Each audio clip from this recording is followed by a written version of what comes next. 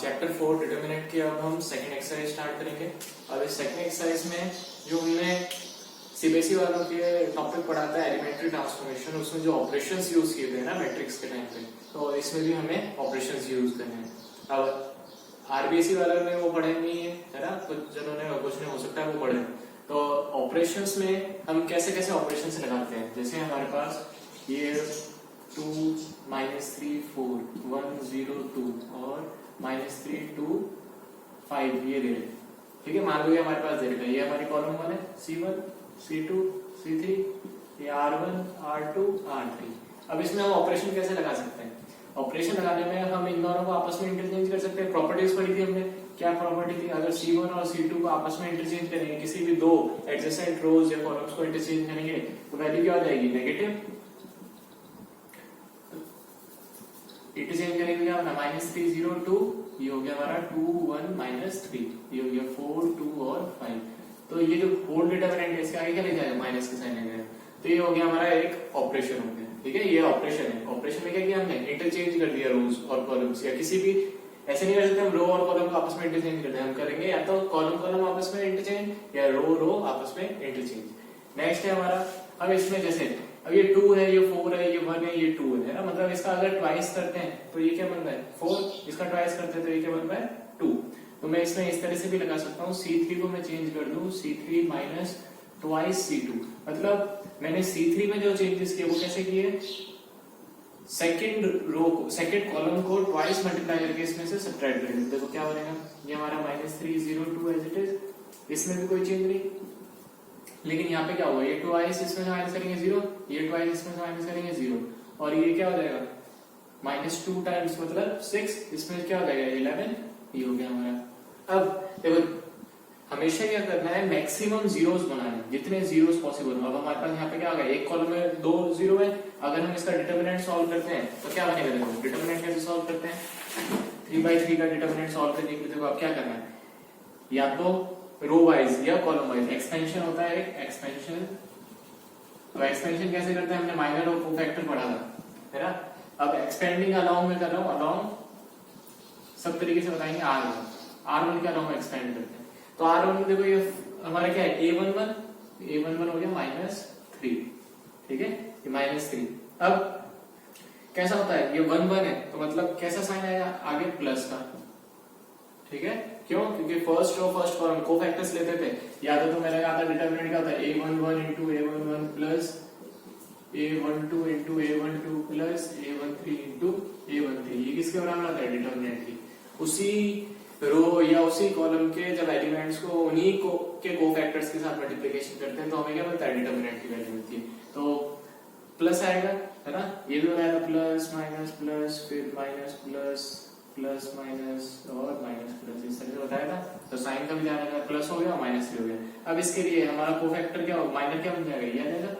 Cofactor में sign आता है, साइन हमने कंसीडर कर लिया, और पीछे क्या बचा?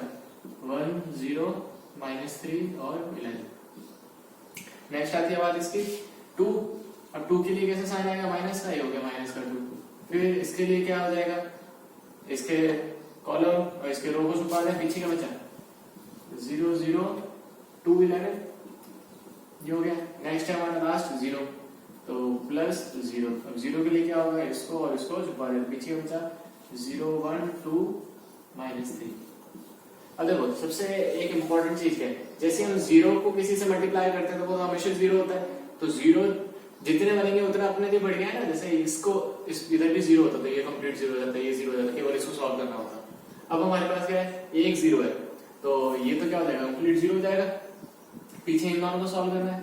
अब इसको सॉल्व करने के लिए होगा ये -3, ये कितना हो जाएगा? 11, ये तो 0, फिर ये इसके साथ 0, ये 0, तो -2 into 0, तो कितना आ गया? माइनस का 33। ये डिटरमिनेंट वैल्यू है। किससे किया हमने? अलोंग R1 के अलोंग किया था, ठीक है, इसमें किया था। अब अगर हमने किसमें किया? इसमें किया ना, तो कंप्लीट के आगे कैसा साइन है? माइनस का, ये भी ध्यान रखना। तो ये हो गया हमारा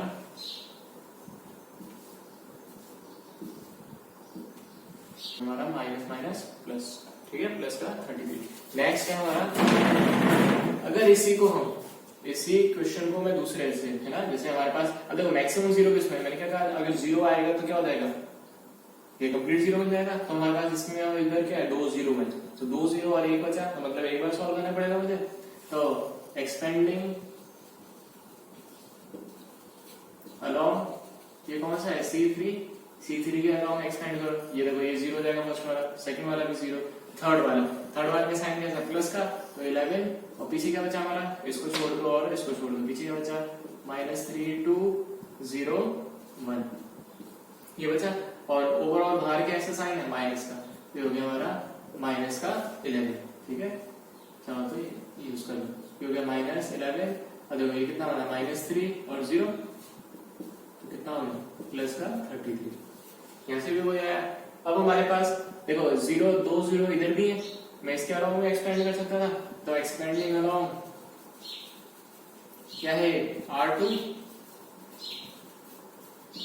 तो इसके अलावा एक्सपेंड करो, देखो क्या बनेगा, बाहर माइनस का साइन है, ये 0, ये कैसा है, प्लस का 1, तो 1, अब इसको छोड़ दो, इसको छोड़ दो, पीछे क्या बचा, -3 0 2 और 11, देखो माइनस का 33, ये 0, कितना हो गया, माइनस का 33, कितना आ गया, 33 आ गया। तो मतलब हम कहीं से किसी क्या अलोंग एक्सपेंड कर सकते हैं, तो ये नहीं कि किसी स्टूडेंट ने अलग तरीके से सॉल्व किया, दूसरे ने अलग तरीके से सॉल्व किया तो गलत हो गया, नहीं गलत नहीं होगा, बट सही करोगे तो सही होगा, गलत करने से तो गलत होगा। अब ये है कि साइन का ध्यान रखना है ना, तो किसी भी रो के अलोंग कर सकते हो, किसी भी कॉलम के अलोंग एक्सपेंड कर सकते हो। अब इसमें एक और स्पेशल चीज है, क्या, जैसे हम मैट्रिक्स में क्या करते थे, अगर मैंने कॉलम में ऑपरेशन लगाया है ना, कॉलम में ऑपरेशन लगाया तो कॉलम में ही लगा सकते थे, हम रो में नहीं लगा सकते थे। डिटर्मिनेंट में हम कॉलम और रो दोनों में ऑपरेशंस एक साथ यूज कर सकते हैं, ठीक है। कॉलम में भी ऑपरेशन लगा सकते हो, साथ के साथ रोज में भी ऑपरेशन लगा सकते हो। रीजन सोचो थोड़ा सा, और मैं अभी बता भी देता हूँ साथ के साथ। तो रीजन ये है कि हमें पता है, एक प्रॉपर्टी बताई थी मैंने, प्रॉपर्टी ऑफ डिटर्मिनेंट। प्रॉपर्टी क्या बताई थी कि ए का जो डिटर्मिनेंट है वो ए ट्रांसपोज के डिटर्मिनेंट के बराबर है। तो अगर रो को मैं कॉलम में चेंज कर दूं, है ना, रो को आपस में कॉलम में चेंज कर दे, तो वापस से वो क्या हो गया, कॉलम का ऑपरेशन हो गया। फिर कॉलम का ऑपरेशन मुझे रो का वापस लगाना है, तो मैं क्या करूं, वापस से रो को कॉलम में कन्वर्ट कर दूं। ट्रांसपोज को क्या करता है, रो को कॉलम में कन्वर्ट। तो जब उसके डिटर्मिनेंट में कोई फर्क पड़ेगा ही नहीं, तो हम चाहे रो में लगाए चाहे कॉलम में लगाए, तो उससे कोई चेंजेस नहीं आते। लेकिन मैट्रिक्स में ये चीज नहीं कर सकते, तो उसमें हम कर सकते थे इधर रो ऑपरेशन और कॉलम ऑपरेशन। इसमें हम रो और कॉलम के दोनों ऑपरेशन एक साथ साइमल्टेनियसली यूज कर सकते हैं। चलो अब हम क्वेश्चन स्टार्ट करते हैं।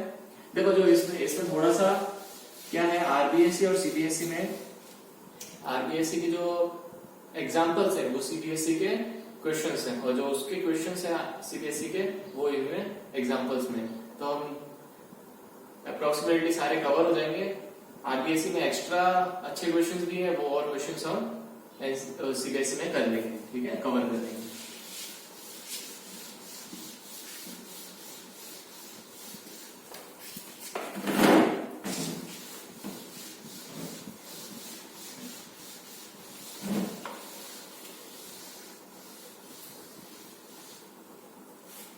देखो हमारा सबसे पहला आरबीएससी का एग्जांपल 8 जो है वो है इस तरह से 49 39 10 172 और 641। एग्जांपल 8, ठीक है, ये एनसीईआरटी का क्वेश्चन होगा बुक का। अब देखो इसमें क्या है, ये देखो 49 है, 39 है, 10 है, ठीक है, ये 1 7 2 6 4 और 1। अब इसमें हमें थोड़ा सा अच्छे से सोचना है कि हम इसमें क्या क्या ऑपरेशन लगा के इसको सॉल्व कर सकते हैं, कैसा ऑपरेशन लगा के हम इसको सिंप्लीफाई कर सकते हैं। देखो यहाँ पे जैसे ये 39 है, 49 है, 39 10 है, अब ये लग रहा है कि हम इन दोनों को ऐड करें, इसमें से सब्ट्रैक्ट कर दें तो ये 0 बन जाएगा। लेकिन इन दोनों को ऐड करके ये 0 नहीं बन पाएगा, इन दोनों को ऐड करके ये 0 नहीं बन पाएगा। मैक्सिमम इस क्वेश्चन में लिखा है विदाउट एक्सपेंडिंग। विदाउट एक्सपेंडिंग का मतलब है हम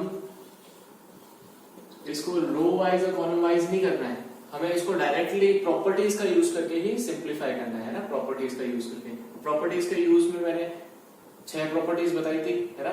अब इसमें प्रॉपर्टीज के यूज में ऑपरेशन तो लगा सकते हैं but without expansion, without expanding. यहाँ पे क्या है 6 है, 6 को अगर हम 8 टाइम्स करते तो क्या बनता है 48, 48 प्लस 1 कितना हो जाएगा 49, ये बनता है।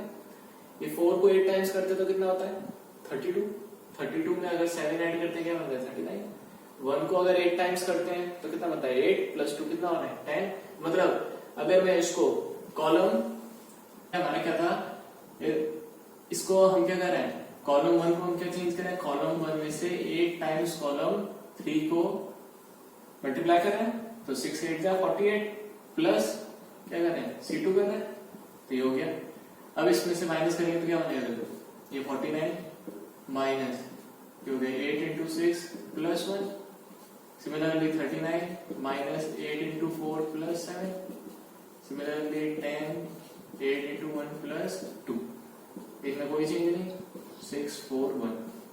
ये कितना हो गया हमारा, जो गया 49 माइनस 49, डायरेक्ट हम 0 लिख रहे हैं, 0 0 और 0, 1 7 2 6 4 1। प्रॉपर्टी में क्या बताया था, अगर कोई भी रो या कोई भी कॉलम के सारे एलिमेंट 0 होते हैं तो उसके डिटरमिनेंट की वैल्यू क्या आ जाएगी 0, तो डिटरमिनेंट की वैल्यू क्या आ गई, इसका आंसर क्या आ गया 0। बस इसी टाइप का एक बहुत इजी सा क्वेश्चन है, वो इस तरह का क्वेश्चन है, एग्जांपल 10, ठीक है, example 10, a minus B, b minus C, c minus A, m minus n, n minus p, p minus m, फिर x minus y, y minus z और z माइनस x। ठीक है, अब इसमें क्या कर सकते हैं, अगर मैं देखो कॉलम वाइज कुछ ऑपरेशन लगा दो तो ये ए बी है, ये एम है, ये एक्स वाई, तो मतलब का नहीं आएगा क्योंकि हमारे पास टर्म सब अलग अलग है। सिमिलरली यहाँ पे इसमें देखा जाए तो इसमें ए नहीं मिलेगा, इसमें एम नहीं मिलेगा, इधर हमें एक्स नहीं मिलेगा। लेकिन अगर मैं रो वाइज देखता हूँ या R1 R2 R3 में देखता हूँ तो इन दोनों में अगर मैं क्या करूँ बी ऐड करूँ, मतलब बी ऐड करने का मतलब इन दोनों को अगर मैं ऐड करता हूँ तो बी और बी कैंसिल हो रहे हैं, फिर इन दोनों और इन दोनों को ऐड करता हूँ सी और सी कैंसिल हो रहे हैं, इसको और इसको ऐड करता हूँ तो ए और ए कैंसिल हो रहे हैं। अगर मैं तीनों को एक साथ ऐड करता हूँ मतलब R1 को मैं चेंज कर दूं R1 plus R2 plus R3, ये ध्यान रखना है, ये जो इस टाइप का जो ऑपरेशन होता है ना, हम एक साथ 2 ऑपरेशन भी लगा सकते हैं, लेकिन जो कंप्लीटली एक तीनों अगर हम रोज का, तीनों कॉलम्स का जितने भी मतलब मैक्सिमम जितने भी पॉसिबल रोज और कॉलम्स हैं उनका अगर हम क्या करते हैं यूज करते हैं ऑपरेशन में, एक ऑपरेशन में, तब हम साथ में दूसरा ऑपरेशन नहीं लगा सकते, ये ध्यान रखना। तो ये हो गया हमारा 0, ये जाएगा b माइनस 0 कैसे हुआ, b और b कैंसिल, c और c कैंसिल, a और a cancel, b minus c बचा, c माइनस c बचा। Similarly m cancel, n cancel, n cancel, p cancel 0, ये भी 0, ये हो गया हमारा m minus p, p minus m और y माइनस z और z माइनस x। तो ये क्या हो गया वापस से, since R1 all the elements in R1 are 0 therefore determinant की वैल्यू क्या हो गई 0 हो गई। ठीक है, ये हो गया हमारा। अब नेक्स्ट है एग्जांपल 11। इस टाइप के क्वेश्चंस हमारे आते हैं, है ना, ये एक छोटा सा 1 मार्क्स का क्वेश्चन आ सकता है हमारे, बट जो मेनली जो क्वेश्चंस होते हैं वो इस टाइप के नहीं मिलते, ये केवल थोड़ा सा स्टार्टिंग के लिए वार्म अप क्वेश्चंस हैं।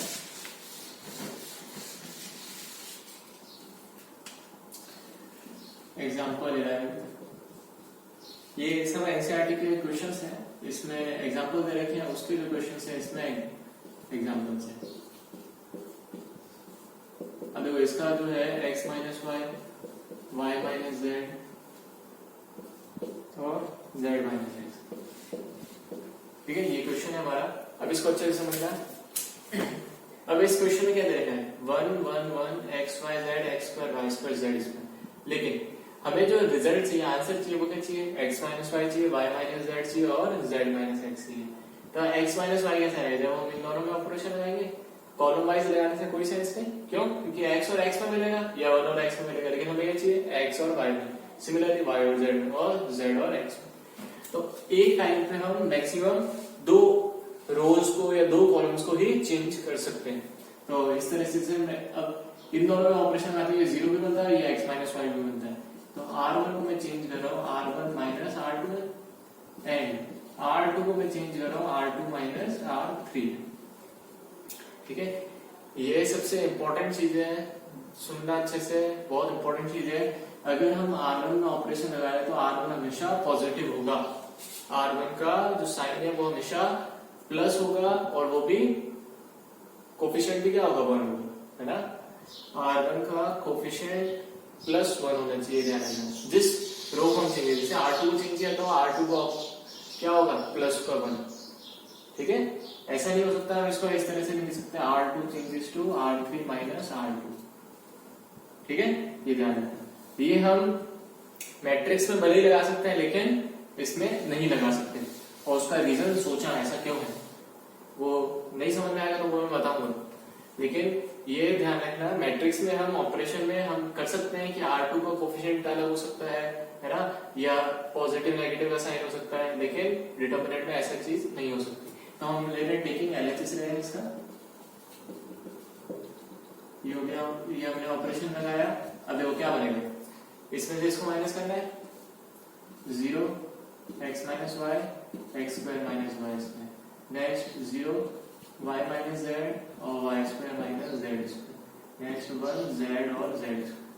अच्छा, इसमें एक और चीज अच्छे से सोचना, ध्यान रखना क्या है इंपॉर्टेंट, एक और कंसेप्ट कि अगर R1 को हमने इधर चेंज किया है तो जब हम दूसरा ऑपरेशन लगाए तो दूसरे जो ऑपरेशन है उसमें R1 का यूज नहीं हो सकता, है ना।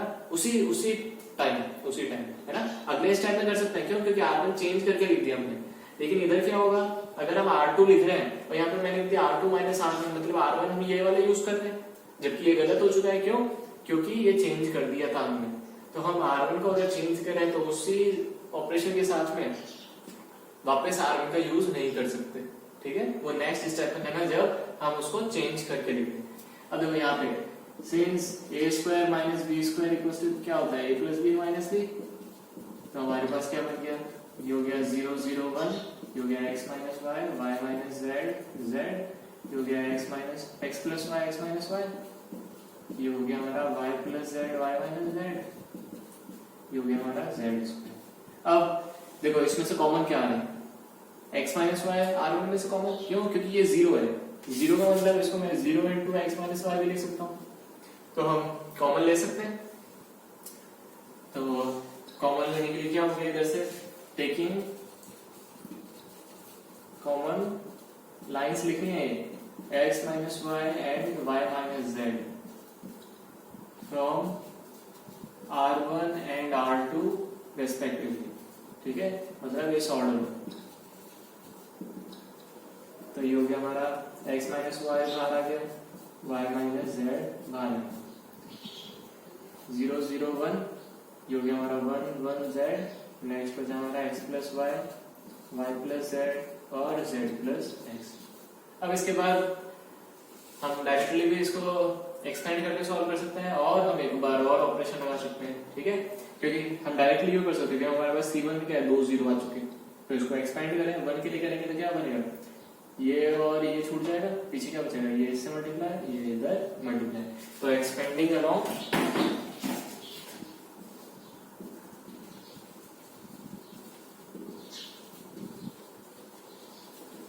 C1 हमारे पास x माइनस वाई था, y माइनस जेड था, एक्सपेंडिंग अलोंग R1 करेंगे, C1 करेंगे तो क्या होगा, 0 0 और ये 1 है, तो प्लस माइनस प्लस, है ना। ये कौन सा है, a 3 1, 3 1 मतलब 4, 3 प्लस 1 4 हो गया ना, और 4 का मतलब पॉजिटिव। तो ये हो गया हमारा 1 के लिए, और पीछे क्या बना, ये हो जाएगा 1 1 x प्लस वाई और y प्लस जेड। इसको भी अच्छे से सॉल्व करना, मिस्टेक कर सकते हो। अब देखो ये 1 तो क्या कुछ मल्टीप्लाई करना कोई फर्क नहीं पड़ता, इसको इधर मल्टीप्लाई y प्लस जेड। अब ये ध्यान रखना, ये अगर इससे मल्टीप्लाई होता तो पॉजिटिव, ये इससे होता तो नेगेटिव होता है, तो दोनों के साइन चेंज हो जाएंगे, माइनस एक्स माइनस का y, तो y और y से पीछे क्या बचा, x minus Y y minus Z और z माइनस एक्स। तो ये किसके बराबर गया, हमारे RHS के बराबर। ठीक है, तो ये चीज बहुत इंपॉर्टेंट है। है ना, इस टाइप के क्वेश्चंस ही आते हैं। और ये तो सबसे इनिशियल एक सबसे इजीएस्ट ऑफ द क्वेश्चंस में से है।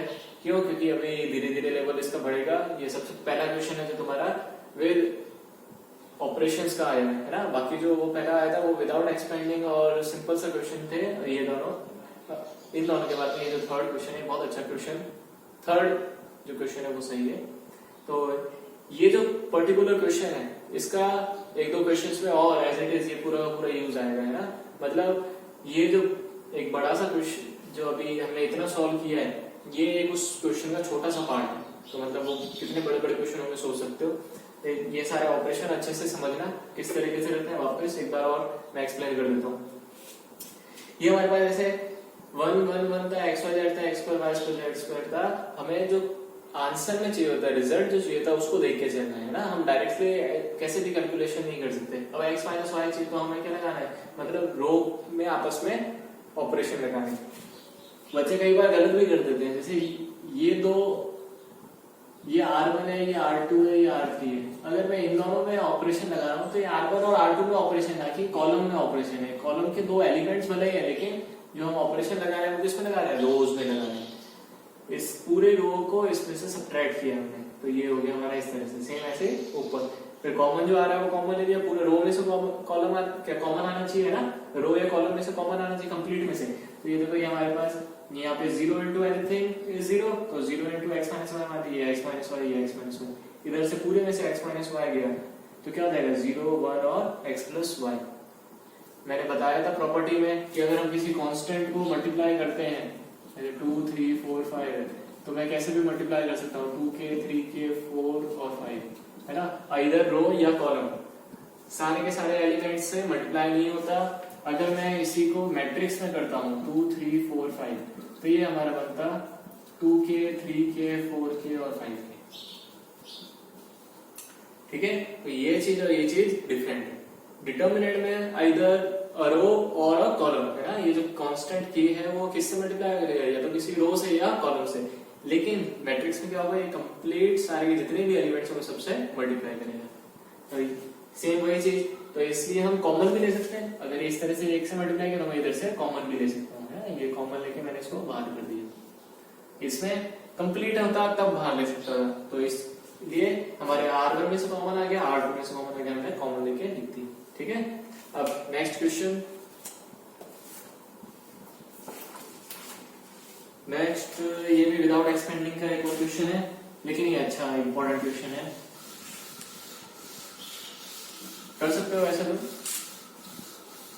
या तो एक बार ट्राई करो, है ना।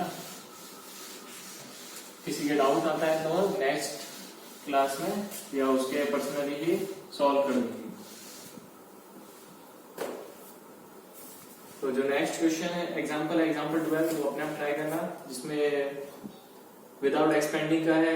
रिजल्ट में चाहिए twice of A B C P Q R X Y Z. ये एनसीईआरटी में क्वेश्चन है, क्वेश्चन नंबर 3 होगा, आई थिंक 2nd या 3rd। तो ये क्वेश्चन खुद ट्राई करना, नहीं होता है तो मुझे पूछ लेना मुझसे, मैं नेक्स्ट वीडियो में बता दूंगा अगर ज्यादा स्टूडेंट्स के डाउट में होगा तो। अब एग्जांपल 14 क्या, sorry example 13, most important question example 13। ये एनसीईआरटी में भी एग्जांपल नहीं है। एग्जांपल 13 ये हमारा x y z x square y square z square 1 plus x cube 1 plus y cube और 1 प्लस z क्यूब। ठीक है, इक्वल्स टू हमें प्रूव करना है, इक्वल्स टू 0 दे रखा है। मैं प्रूव दैट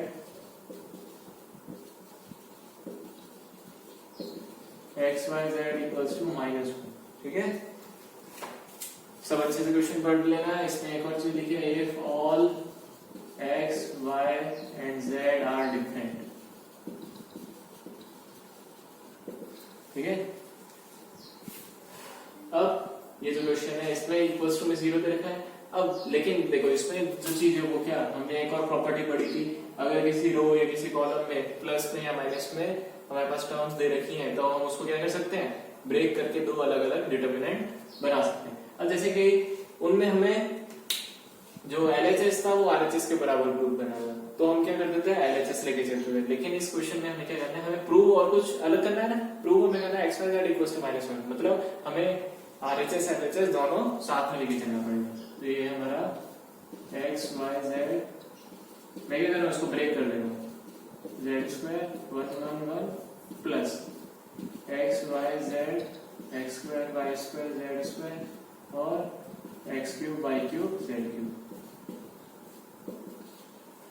इक्वल्स टू 0। देखो इसमें और इसमें इधर क्या आ रहा है, x कॉमन R1 में से, y कॉमन और z common, taking x y and z common from R1 R2 R3 respectively in determinant 2 है ना, डेल्टा 2 मतलब ये determinant 2। तो x y z x square y square z square 1 1 1, यहाँ से x ले लिया, y ले लिया, z ले लिया, तो कॉमन लाके क्या हो जाएगा, मल्टीप्लाई हो जाएगा, पीछे क्या बचा 1 1 1 x y z x square y square z। ये हमारा 1 x x square 1 y y square 1 z z square बना। यहाँ पे ये आगे पीछे, तो पहले इसका अरेंजमेंट करना है, ये ध्यान रखना है, इसको इधर लेके आना है, ये इधर आ जाएगा अपने आप, फिर ये 1 वाली सीरीज इधर आई तो 1 वाले कॉलम को इधर लेके आना, मतलब 2 चेंजेस हो रहे हैं, 2 चेंज होंगे तो पहले चेंज में नेगेटिव का साइन है ना, 2 रोज या कॉलम्स आपस में इंटरचेंज होते हैं, पर माइनस का साइन आता है, तो पहले एक बार चेंज हुआ फिर दूसरी बार हुआ, तो कैसा जाएगा प्लस, पहले क्या करना है C1 इंटरचेंजिंग C2 है ना, तो C1 और C2 को इंटरचेंज करते हैं, क्या बना हमारा डेल्टा 1, तो ये हो गया हमारा x स्क्वायर, सॉरी इसमें क्या करना था सबसे पहले हमें C2 और C3 को इंटरचेंज करना था इन डेल्टा 1, तो क्या बनेगा हमारा x y z as it is 1 1 1 x square y square z square, ये हो गया हमारा x y z 1 1 1 x y z x square y square z square, और जब इंटरचेंज किया तो क्या जाएगा माइनस का साइन, अब x square y square z square x square y square z square, ये दोनों आपस में, ये तो इन दोनों को इंटरचेंज करें तो क्या हो जाएगा C1 और C2 को हमें इंटरचेंज करना है। नाउ C1 और C2 को इंटरचेंज कर दें डेल्टा 1, क्या बना साइन प्लस हो जाएगा 1 1 1 x y z x square y square z square, ठीक है। तो ये चीज होने के बाद मैं डायरेक्ट कॉमन ले सकता हूँ, ये देखो ये पूरा डिटरमिनेंट सेम हो जाएगा, कॉमन ले लिया तो इसकी जगह पे क्या बचेगा 1, ये क्या हमारा 1 plus X Y Z equals to 0, ठीक है। अब तो जैसे हमारे पास हम कोई क्वाड्रेटिक इक्वेशन सॉल्व कर देते हैं तो क्या होता है x प्लस 1 और x माइनस 2 इक्वल्स टू 0, तो हम क्या कहते थे इधर x इक्वल्स टू -1 और x इक्वल्स टू 2, ठीक है। तुम्हारे बुक में जो दे रखा है वो डायरेक्टली आंसर दे दिया उसमें, तो अच्छे से समझना है ये डायरेक्टली आंसर नहीं होना चाहिए। यहाँ पे क्या होगा सबसे पहले हमें क्या करना है इधर x इक्वल्स टू -1 और x इक्वल्स टू 2, ये तो हमें पता है ये चीज होती है।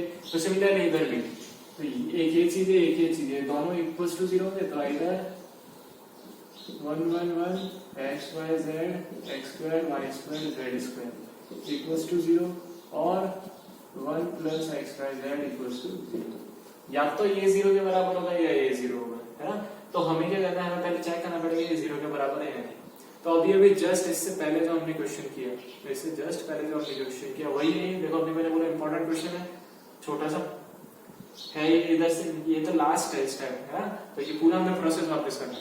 इसका जो प्रोसेस करने के बाद जो हमारा रिजल्ट आया था वो क्या आया था x minus Y Y minus Z और z माइनस एक्स, ये बना था, ये क्या आ गया इक्वल्स टू 0 के बराबर। तो यहाँ से क्या आया ये 0 के बराबर, ये भी 0 और ये भी 0, तो यहाँ से क्या आया x equals to Y Y equals to Z. ये जो चीज है ये पॉसिबल नहीं है, तो इसका आंसर क्या होगा ये होगा। अब ये पॉसिबल क्यों नहीं है, क्योंकि हमारा जो इंपॉर्टेंट एक लाइन लिखी है वो ये लिखी if all x y z are different या डिस्टिंक्ट, तो मतलब x और y बराबर नहीं हो सकते, y और z बराबर नहीं हो सकते, सब इक्वल होंगे। Since given x not equals to y not equals to z, therefore 1 plus x y z equals to 0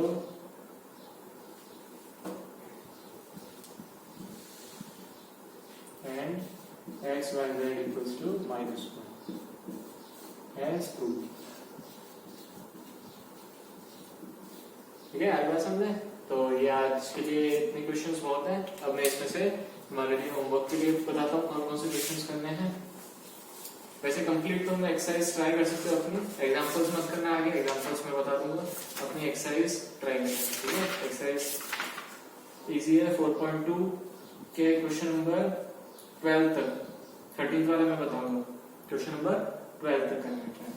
और एनसीईआरटी वाले जो सीबीएसई वाले हैं वो अपनी 4.2 एक्सरसाइज कंप्लीट करना। हो सकता है लास्ट के जो 2 क्वेश्चंस हैं उसमें कहीं डाउट आ सकता है, तो ट्राई करना, नहीं तो वो नेक्स्ट जो वीडियो होगा उसमें बताएंगे।